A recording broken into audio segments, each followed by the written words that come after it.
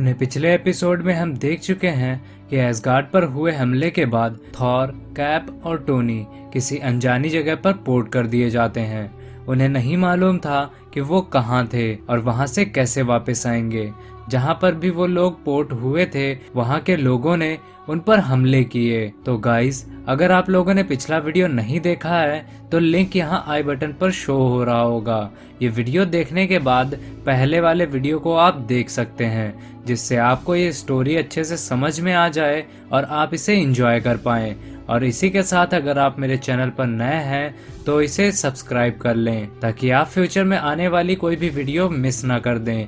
तो चलो इसी के साथ आज का ये वीडियो शुरू करते हैं।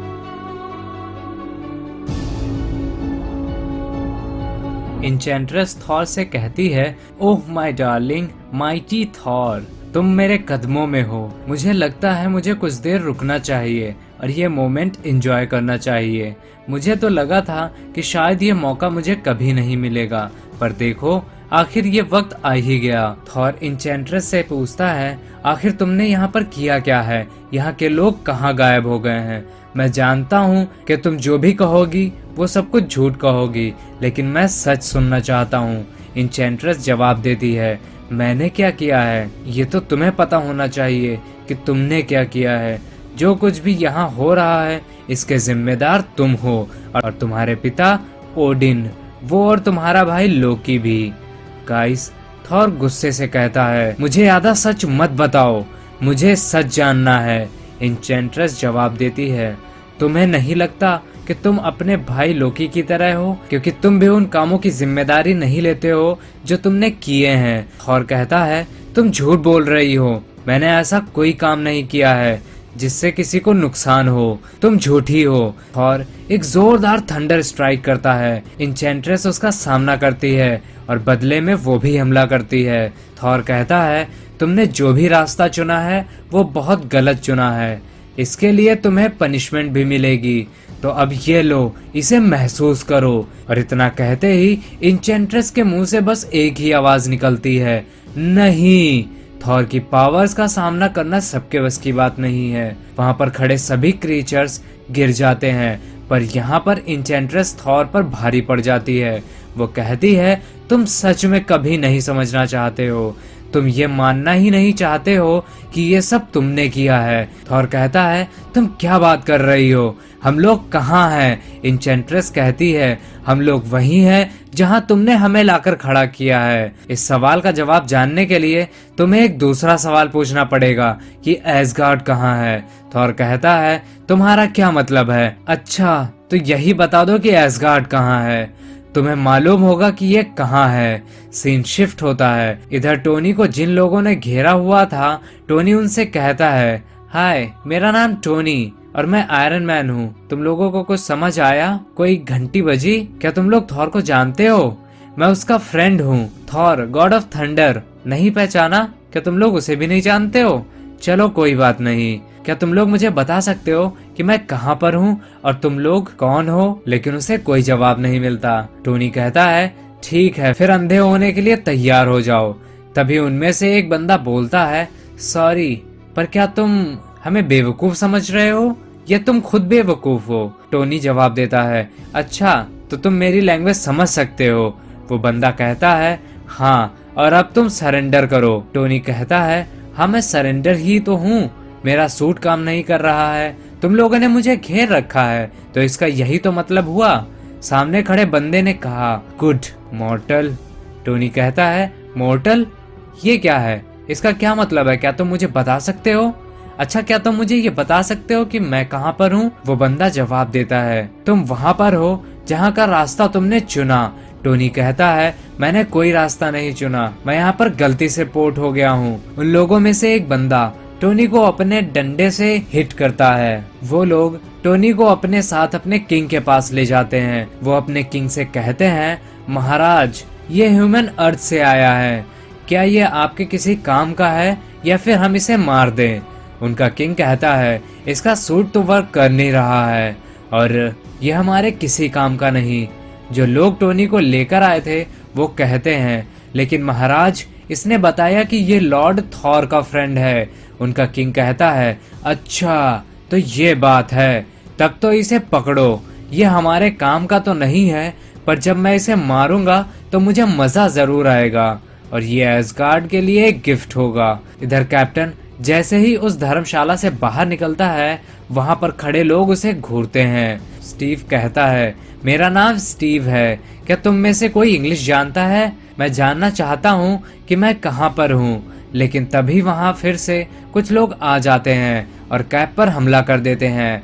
कैप उन्हें मार पीट कर भगा देता है और कहता है, दोबारा नजर मत आना। स्टीव वहां के लोगों से कहता है, मैं यहाँ किसी से लड़ने नहीं आया हूँ, मैं बस रास्ता ढूंढ रहा हूँ जिससे मैं वापस अपने लोगों के पास लौट सकूं। तभी वहां पर खड़ी एक सुंदर सी कन्या कहती है, तुम अलग हो। कैप कहता है, क्या तुम मुझे जानती हो?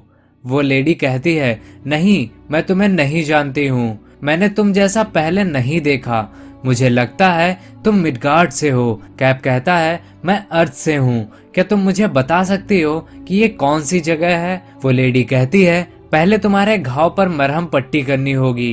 कैप कहता है, नहीं, इसके लिए मेरे पास वक्त नहीं है, मैं ठीक हूँ। वो लेडी जवाब देती है, कोई बात नहीं, यहाँ सभी लोग खराब नहीं हैं, मुझे मरहम पट्टी करने दो। सीन शिफ्ट होता है। कैप कहता है, तुम मुझे किसी की याद दिलाती हो, मेरी एक पुरानी फ्रेंड। वो लेडी पूछती है, वो कौन थी? क्या तुम उससे प्यार करते थे? कैप कहता है, अरे नहीं नहीं, ऐसी कोई बात नहीं है, वो एक हीरो थी, जब उसे मेरी जरूरत थी तब मैं उसकी हेल्प नहीं कर पाया। लेडी कहती है, तुम मुझे अच्छे लगे, तुम अलग हो, तुम यहाँ कैसे पहुँचे? कैप ने जवाब दिया, ये एक्सीडेंट था। लेडी कहती है, कैसा एक्सीडेंट? कैप ने बताया कि एक पोर्टल है जिसमें पता नहीं कैसे पर मैं यहाँ पर पोर्ट हो गया और शायद थॉर और टोनी भी कहीं पोर्ट हो गए होंगे। अब बस मुझे ये बता दो कि ये कौन सी जगह है। लेडी पूछती है, क्या एसगार्ड मिडगार्ड पर ही है? कैप जवाब देता है, हाँ। वो लेडी कहती है, पर मैंने इसके बारे में कभी सुना नहीं। कैप कहता है, ऐसा कैसे हो सकता है? सीन शिफ्ट होता है। टोनी को लोगों ने पकड़ रखा था। मेंढक से दिखने वाला एक क्रीचर कहता है, ये मिडगार्ड है, 9 रियल्स में से एक, लेकिन सबसे पावरफुल एसगार्ड था। ये सोने जैसी सिटी थी जो अब नहीं रही और अब तुम लोग यहाँ मेरे वर्ल्ड को भी बर्बाद करने आ गए। तुम लोग यहाँ क्या कर रहे हो? तुम हम पर राज करना चाहते हो? हमें नीचा दिखाना चाहते हो? जवाब दो, तुम यहाँ क्यों आए हो? इधर थॉर से इंचेंट्रेस कहती है, तुमको सब कुछ ठीक लग रहा है, तुम्हारी वजह से ये सब कुछ हुआ है और हाँ, तुम इसके लिए रिस्पॉन्सिबल हो, तुम्हारे फादर ओडिन भी, तुम सब। थॉर कहता है, तुम बातों को गोल गोल मत घुमाओ, तुम मुझे सीधा सीधा बताओ कि आखिर हुआ क्या है, आखिर बात क्या है। इधर स्टीव से वो लेडी कहती है, कुछ रियल्म्स उजड़ गए हैं और जो बाकी हैं वो भी उजड़ जाएंगे। अंधेरा छा गया है, नीला आसमान अब ऑरेंज हो गया है, नदियों में पानी की जगह खून बह रहा है, अच्छाई और बुराई में कोई फर्क ही नहीं रह गया।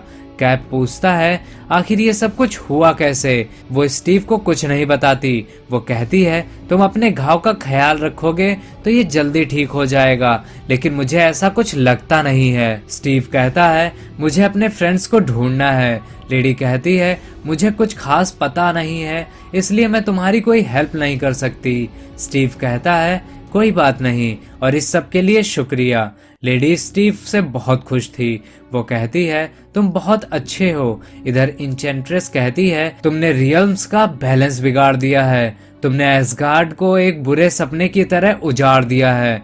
थॉर कहता है, मतलब ये सब मैंने किया है? मुझे तो इसके बारे में कुछ पता भी नहीं है। गाइस, सभी लोगों का ये मानना था कि ये सब कुछ थॉर, ओडिन और लोकी की वजह से हुआ था, इसलिए सारे रियल्म्स के लोग इन्हीं एसगार्डियंस को रिस्पॉन्सिबल मानते हैं। टोनी उस क्रीचर के हाथों मरने ही वाला था। इधर थॉर ये कुछ मानने के लिए तैयार ही नहीं था कि जो कुछ भी तबाही सभी रियल्म्स में हुई है उसका जिम्मेदार वो और उसके पिता ओडिन है और उसका भाई लोकी भी। तभी थॉर को एक आवाज आती है, तुम्हें इंचेंट्रेस की बात सुननी चाहिए, वो सही ही तो कह रही है। इंचेंट्रेस कहती है, देखा, मैंने कहा था तुमसे, इस सब को तुम झुटला नहीं सकते। मैं भी इस सब को झुटला नहीं सकती। वो अब बहुत पावरफुल है। अब ये उसकी दुनिया है। गाइस, ये सब कुछ कहने वाली हेला थी, जिससे थॉर का सामना होने वाला था। रियल्म्स के बीच बैलेंस बिगड़ चुका है। एसगार्ड अब तबाह हो चुका है। तो आखिर वो दिन आ ही गया जो सारे रियल्स में कभी भी नहीं हुआ। आज वो दिन है जब मैं तुम सभी को जिंदगी और मौत में फर्क बताऊंगी। जहाँ पहले जन्म हुआ करते थे, वहाँ पर अब बस लाशें और खून होगा। मैं अब उस जगह खड़ी हूँ जहाँ पर कभी ओडिन खड़े हुआ करते थे। मैं इस दुनिया से डर का नामो निशान मिटा दूंगी। थॉर गुस्से में आ चुका था। वो कहता है ऐसा कुछ भी नहीं होने वाला। और एक जोर की थंडर जिसका सामना हेला को करना पड़ता है। सारे रियल्स में ये थंडर दिखाई देने लगी थी।